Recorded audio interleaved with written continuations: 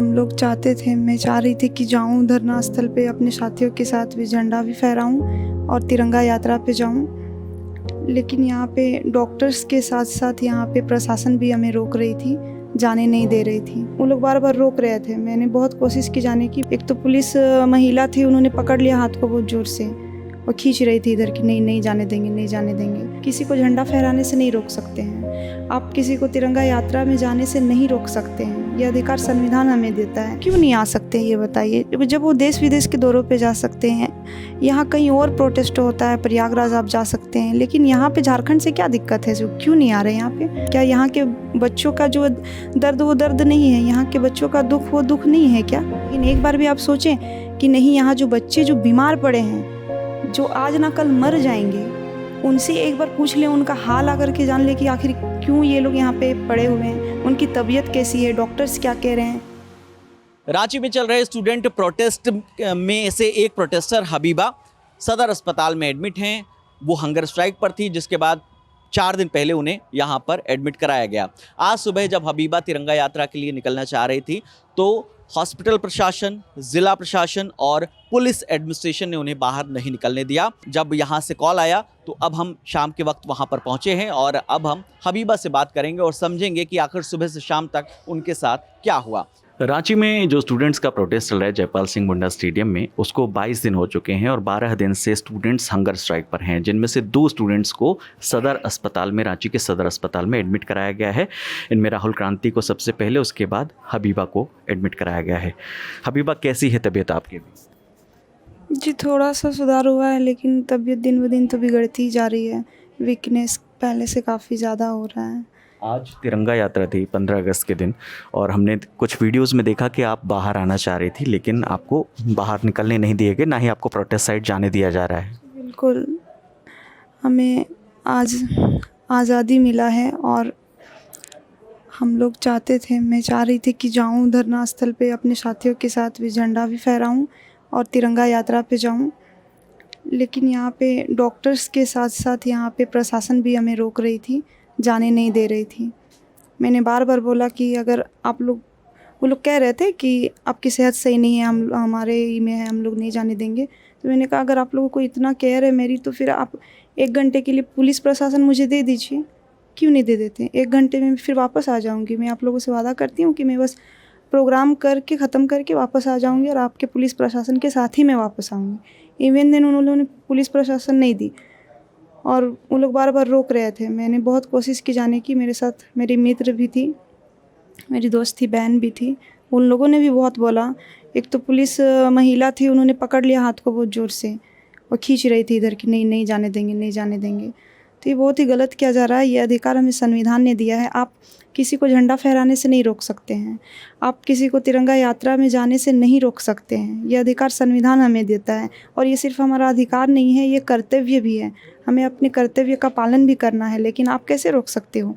लेकिन even then यहाँ पे प्रशासन ने यहाँ पे बर्बरता दिखाई है और कहीं ना कहीं ये बहुत ही गलत किया है। जो चीज़ें नहीं होनी चाहिए थी वो चीज़ मुझे यहाँ पे देखने को मिल रही है। इस तरह से जो है तानाशाही रवैया एक तरह से अपनाया जा रहा है।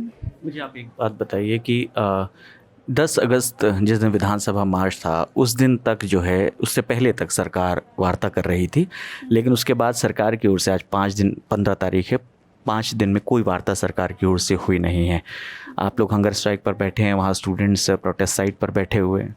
जी बिल्कुल, अभी तक से वार्ता नहीं हुई। वहीं उसी टाइम जो 2 बार वार्तालाप हुई, डेलीगेशन टीम गई थी, उसके बाद उन्होंने अभी तक से वार्तालाप करने की कोशिश नहीं की है।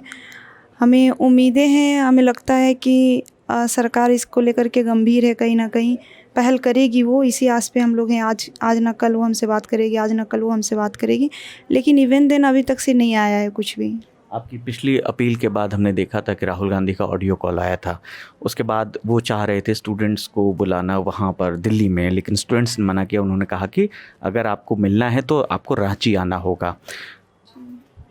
जी बिल्कुल, उनको आना चाहिए यहाँ पे।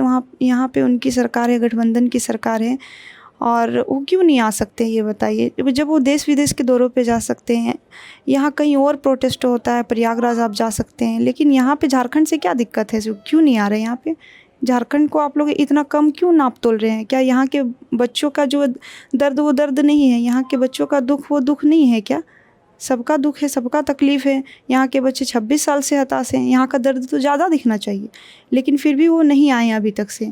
मैं बार बार अपील करती हूँ, लेकिन फिर भी वो नहीं आ रहे हैं। बार बार मैं कह रही हूँ कि हम लोग आपको भैया मानते हैं, यहाँ पे सब बहन हैं, सब यहाँ पे भाई हैं, आपसे विनती कर रहे हैं, निवेदन कर रहे हैं, मार्मिक भावों से मैं अपील करती हूँ कि प्लीज़ आइए यहाँ पे, एक बार आकर के देखिए। तो यहाँ पे डे बाय डे मेरे भैया कभी एडमिट हो रहे हैं, कभी मैं हॉस्पिटलाइज्ड हो गई हूँ, फिर वहाँ पे जो और 2 लोग हैं उनकी मैं देख रही हूँ कि तबीयत, सविता की भी तबीयत दिन ब दिन बिगड़ती ही जा रही है। तो आखिर क्या आप लोगों का दिल ज़रा सा भी नहीं पिघलता है कि यहाँ पे बच्चे क्यों आखिर भूखे प्यासे बैठे हुए हैं? एकमात्र आखिरी जो रास्ता है हमारे पास यही अनशन का बचा हुआ था, और आज हम लोगों का यहाँ पे 12वां दिन चल रहा है। ये कोई छोटी मोटी डे नहीं है। वो वेट जो है 7 kg कम हो चुका है। मैं शरीर से पूरी तरह से कमज़ोर हो चुकी हूँ, लेकिन फिर भी खुद को स्ट्रॉन्ग रखने की कोशिश कर रही हूँ कि अगर खुद को स्ट्रॉन्ग नहीं रखूँगी, कमज़ोर पड़ जाऊँगी, तो फिर ये जंग मैं कैसे जीतूँगी? बस मैं यही कहना चाहती हूँ। आखिरी सवाल, हेमंत सोरेन जो मुख्यमंत्री हैं झारखंड के, उनसे क्या अपील करना चाहिए? मैं माननीय मुख्यमंत्री जी से अपील करना चाहूँगी कि आप हमारे शिबू सोरेन दिसोम गुरु उनके लाल हैं। मैं एक झारखंडी बेटी, झारखंडी मुख्यमंत्री से यही अपील कर सकती हूँ कि हम आपके ही हैं और आप हमारे हैं। आप इस झारखंड के हैं, हम भी इसी झारखंड के हैं। तो फिर इतना अलग चीज़ें क्यों हो रही है? जब हम लोग यहाँ पे सब एक हैं, एक होने के बावजूद यहाँ पे तानाशाही रवैया क्यों देखने को मिल रहा है? इतना अलग बिहेवियर क्यों नज़र आ रहा है? आप हमारे बारे में क्यों नहीं सोच रहे हैं? क्या हम आपके बच्चों की तरह नहीं हैं? यहाँ पे बच्चे जो भूखे प्यासे बैठे हुए हैं, यहाँ पे तबीयत जो है दिन ब दिन बिगड़ती ही जा रही है। तो मेरा कहना ये है कि आप गार्जियन की तरह, अभिभावक की तरह खड़े क्यों नहीं हो रहे हैं? हमसे आकर के मिलने की कोशिश क्यों नहीं कर रहे हैं? अगर ठीक है, आप अगर वहाँ नहीं जा पा रहे, लेकिन एक बार भी आप सोचें कि नहीं, यहाँ जो बच्चे जो बीमार पड़े हैं, जो आज ना कल मर जाएंगे, उनसे एक बार पूछ लें, उनका हाल आकर के जान लें कि आखिर क्यों ये लोग यहाँ पे पड़े हुए हैं, उनकी तबीयत कैसी है, डॉक्टर्स क्या कह रहे हैं।